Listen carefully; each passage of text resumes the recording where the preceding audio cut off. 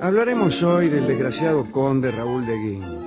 Así que, digamos, ubiquémonos en Francia. En el año 1338 empezó la Guerra de los 100 años. Entre Francia e Inglaterra fue esta guerra. Como es sabido, el rey inglés, Eduardo III, pretendía para sí el trono francés. Y preparó entonces una invasión con el pretexto de que unos lazos familiares lo hacían heredero legítimo del trono de Francia. Pero en realidad tenía razón.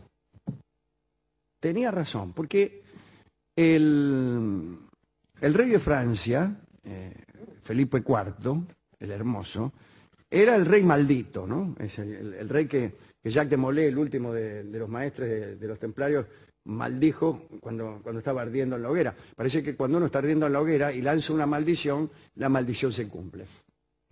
No así cuando uno maldice sentado en el baño, por ejemplo. Claro.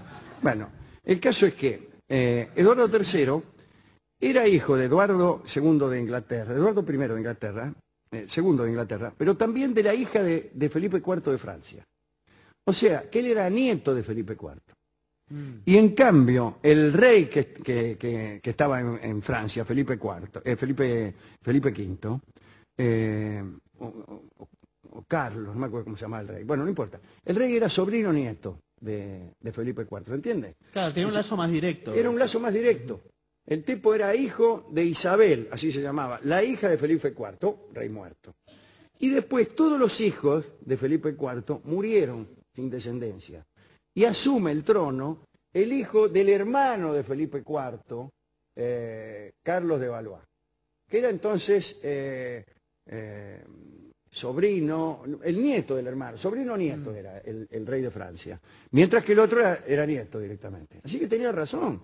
Ahora bien, imagínate vos qué pasa cuando el rey de Inglaterra se hace cargo también del trono de Francia. Absolutamente inadmisible, no se puede. Sí. Y entonces es una guerra. Yo quiero mi trono, el trono de mi abuelo lo quiero yo. ¿Vos quién soy? Y soy el sobrino nieto de Felipe IV. Y soy el nieto.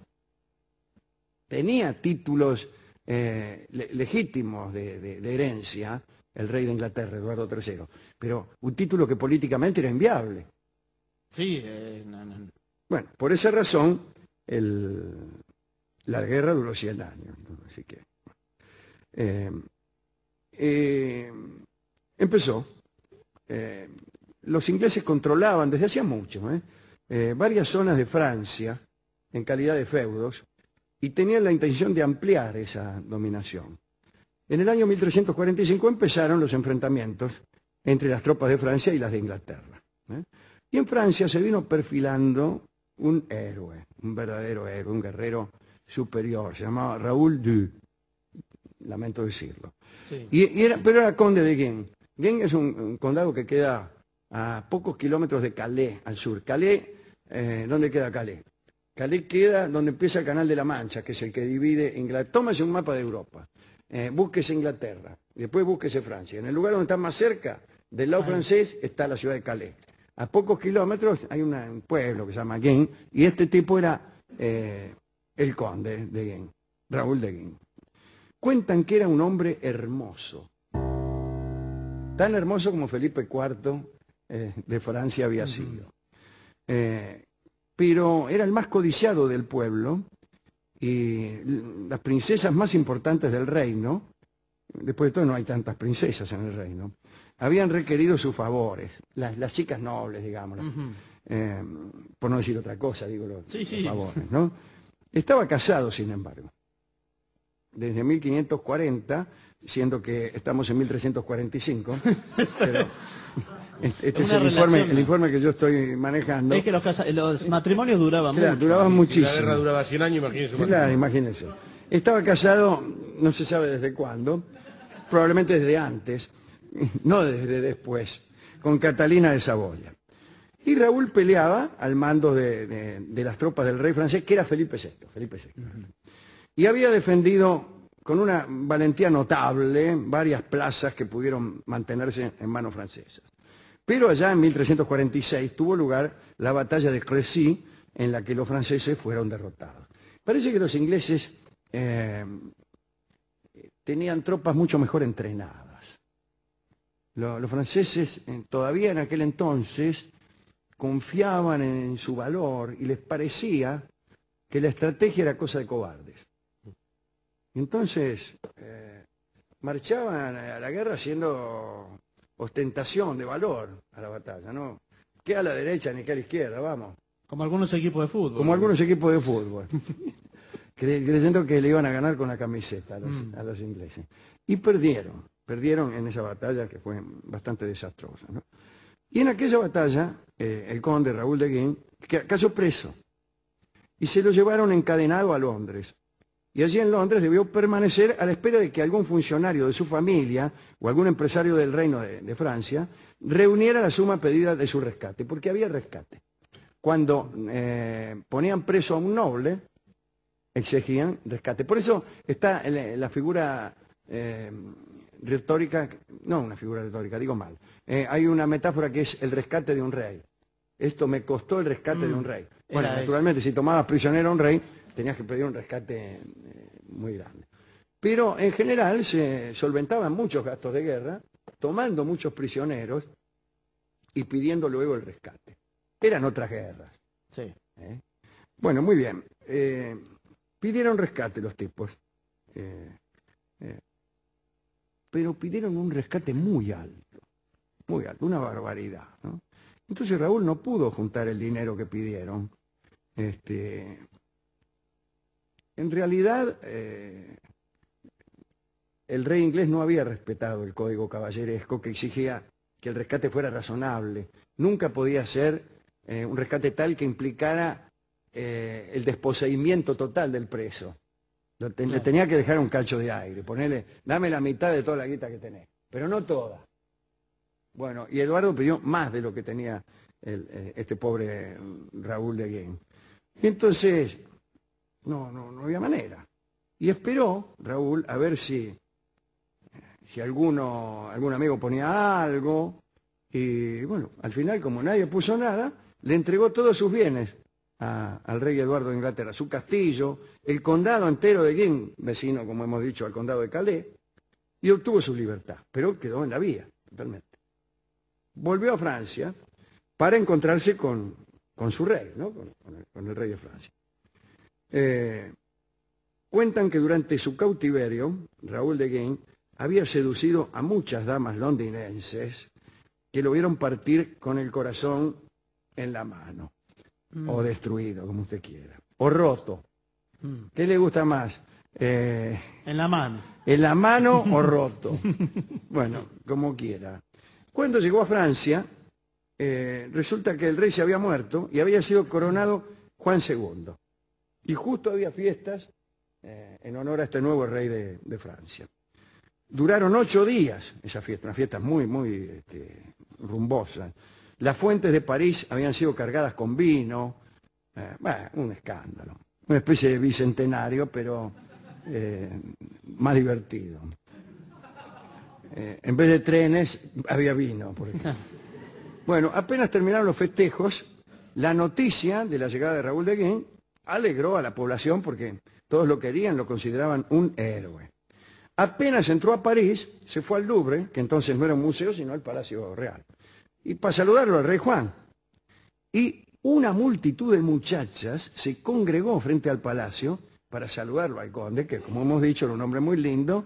Entonces, mirá, dice, ¿quién viene? Ese pichón de Raúl de Guin, que está re Bonaglia. Ah, mire usted. Vamos a esperarlo en la tapuerta y a ver si llegamos a algún hueso, dijeron la mina. Pero bueno, vamos a esperarlo acá en la puerta, porque cuando salga, saluda al rey, sale y nosotros nos tiramos encima del tipo, le hacemos alguna propuesta de cualquier orden. Pero el conde no salía, llegó la noche, no salía. Bueno, algunas de las chicas se volvieron a la casa, ¿no? Al día siguiente volvieron, montaron guardia para ver si lo veían, pero tampoco salió. Y muchos pensaron que el rey Juan había organizado una fiesta interminable para el conde, pero al amanecer del tercer día, los habitantes de París recibieron una noticia. El conde Raúl de Guin había sido decapitado por orden del rey, sin juicio previo. Bueno, mucha gente protestó, imagínense, ¿cómo puede ser? No sé, ¿no? El rey fue criticado, qué barbaridad. Y nadie sabía por qué había obrado de este modo el nuevo rey Juan. Y poco después se conocieron las razones, que son extraordinarias.